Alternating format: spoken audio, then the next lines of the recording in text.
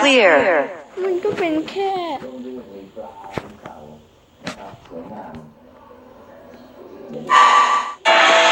かつてこの世界は世界を管理していた高間ヶ原システムによって同じ時間を何度も繰り返していたわ。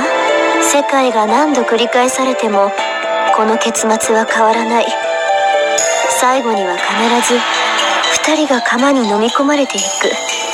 釜に落ちた2人が徐々に形を変え変貌を遂げてしまったところでおしまいよ。黒き獣に。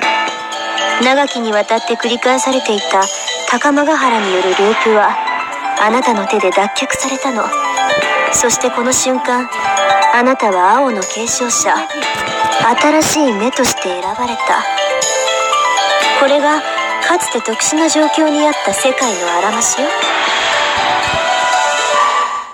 เรื่องราวเกิดขึ้นอีกครั้ง